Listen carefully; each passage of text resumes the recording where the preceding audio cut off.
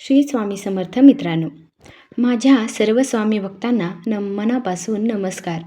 मित्रांनो, 28 ऑगस्ट 2026 शुक्रवार या दिवशी नारळी पौर्णिमा आहे. श्रावण पौर्णिमेला महाराष्ट्राच्या विशेषतः कोकण आणि समुद्रकिनारी भागात नारळी पौर्णिमा म्हणून मोठ्या श्रद्धेने साजरी केली जाते. या दिवशी समुद्राला नारळ अर्पण करण्याची आणि वरुण देवतेची पूजा करण्याची परंपरा आहे. पण मित्रांनो, आज मी तुम्हाला नारळी पौर्णिमेच्या निमित्ताने एक अतिशय सोपा पारंपरिक उपाय सांगणार आहे. हा उपाय करण्यासाठी तुम्हाला मोठा खर्च करण्याची गरज नाही. तुम्हाला बाजारातून कोणतीही महागडी वस्तू आणण्याची गरज नाही. तुमच्या घरामध्ये सहज उपलब्ध असणारी फक्त एक वस्तू तुम्हाला लागणार आहे. आणि ती वस्तू कोणती, ती अंघोळीच्या पाण्यात कशी वापरायची, हा उपाय करताना कोणत्या गोष्टी लक्षात ठेवायच्या आणि सर्वात महत्त्वाचे म्हणजे हा उपाय करताना श्री स्वामी समर्थांचे कोणते नामस्मरण करायचे, हे सर्व आपण आजच्या व्हिडिओमध्ये अगदी सविस्तर जाणून घेणार आहोत. त्यामुळे व्हिडिओ शेवटपर्यंत नक्की पहा, कारण शेवटी मी तुम्हाला एक छोटासा पण महत्त्वाचा नियम सांगणार आहे, जो हा उपाय करताना लक्षात ठेवणे आवश्यक आहे. नारळी पौर्णिमा म्हणजे काय?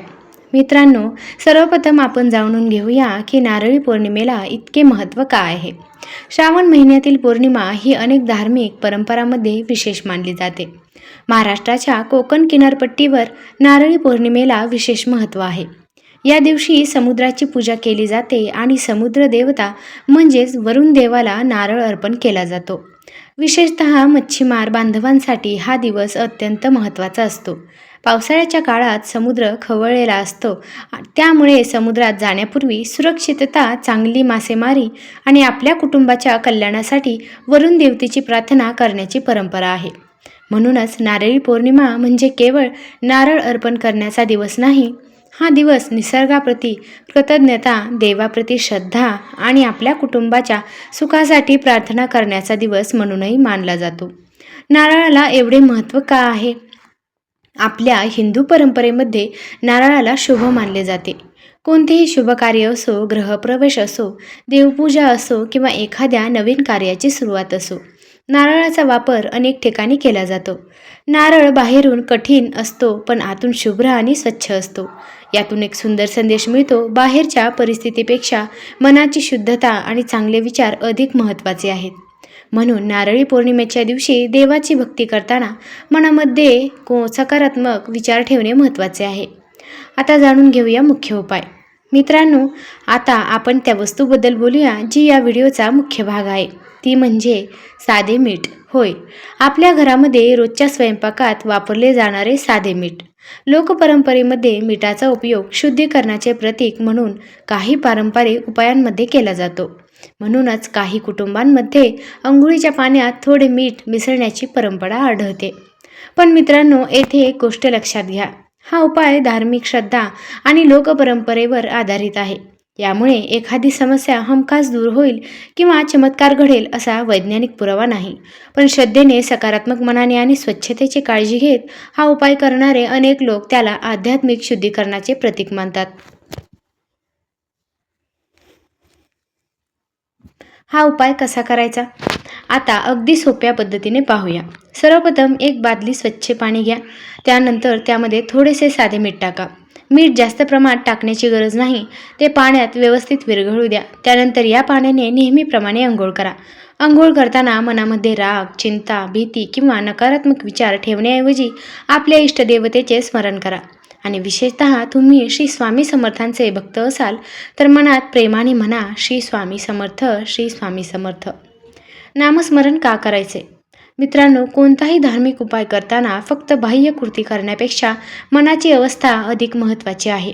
आपण एखादी गोष्ट करत असताना मनामध्ये सतत भीती, संशय किंवा नकारात्मक विचार असतील तर मनाला शांतता मिळणे कठीण होते. म्हणून या दिवशी काही मिनिटे शांत बसा, डोळे बंद करा आणि स्वामी समर्थांचे नामस्मरण करा आणि मनापासून प्रार्थना करा. स्वामी महाराज, माझ्या घरावर तुमची कृपादृष्टी राहू दे. माझ्या कुटुंबाला सुख, शांती, आरोग्य आणि समृद्धी मिळू दे. माझ्या हातातून नेहमी चांगली कर्मे घडू दे. मित्रांनो, ही प्रार्थना कोणत्याही मोठ्या अपेक्षेपेक्षा अधिक सुंदर आहे. नंतर दोषाबद्दल काय आहे ते आता आपण पाहूया. आपल्या लोकपरंपरेमध्ये मिठाचा संबंध अशा प्रतिकात्मक उपायांशी जोडला जातो, परंतु कोणत्याही शारीरिक किंवा मानसिक त्रासाचे कारण फक्त नजरदोष किंवा वाईट शक्ती आहे असे गृहीत धरू नका. जर घरातील एखाद्या व्यक्तीला आरोग्याचा त्रास असेल तर डॉक्टरांचा सल्ला घेणे सर्वात महत्त्वाचे आहे. देवावर श्रद्धा ठेवणे आणि आवश्यक ते व्यवहार्य उपाय करणे दोन्ही गोष्टी एकत्र असायला हव्यात. नारळी पौर्णिमेच्या दिवशी फक्त हा उपाय करून थांबू नका. घरामध्ये एक छोटासा संकल्प करा. आजपासून आपण घरात अनावश्यक भांडणे कमी करा. एकमेकांशी प्रेमाने बोला. वडीलधाऱ्यांचा आदर करा. लहान मुलांवर राग काढण्याऐवजी त्यांना समजून घेण्याचा प्रयत्न करा. आणि सर्वात महत्त्वाचे म्हणजे दररोज काही मिनिटे देवाचे नामस्मरण करा. कारण मित्रांनो, घरातील सकारात्मक वातावरण कोणत्याही एका उपायापेक्षा जास्त महत्त्वाचे असते.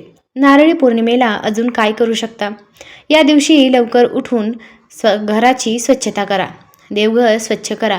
आपल्या इष्टदेवतेसमोर दिवा लावा. फुले अर्पण करा. शक्य असल्यास नारळ अर्पण करा आणि मनापासून प्रार्थना करा. तुमच्या परंपरेनुसार शक्य असेल तर दानधर्म करा. एखाद्या गरजू व्यक्तीला अन्न द्या किंवा एखाद्या व्यक्तीची उपयोगी पडणारी वस्तू द्या. नारळी पौर्णिमेच्या दिवशी निसर्गाबद्दल कृतज्ञता व्यक्त करण्याचीही परंपरा आहे. काही ठिकाणी वृक्षारोपण केले जाते, म्हणून शक्य असल्यास एक झाड लावा, कारण झाड लावणे ही देखील निसर्गाची सेवा आहे. महिलांनी काय करावे ते आता आपण पाहूयात. मित्रांनो, घरातील महिला सकाळी देवघर स्वच्छ करून देवासमोर दिवा लावू शकतात.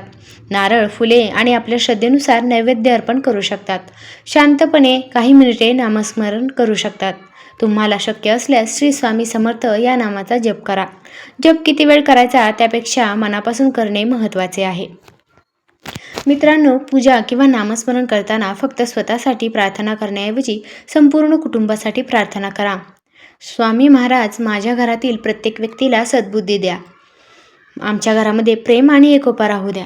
आमच्या कुटुंबातील प्रत्येकाला आपल्या कर्मात यश मिळू द्या. ज्यांच्या आयुष्यात अडचणी आहेत त्यांना त्या अडचणींना सामोरे जाण्याची शक्ती द्या आणि आमच्या हातून कोणाचेही वाईट होऊ देऊ नका. ही प्रार्थना मनापासून करा.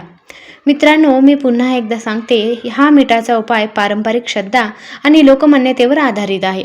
याला वैज्ञानिक उपचार किंवा कोणत्याही समस्येवर हमखास उपाय समजू नका. तसेच त्वचेवर त्रास, जखम किंवा संवेदनशील त्वचा असल्यास मिठाचे पाणी वापरण्यापूर्वी काळजी घ्या.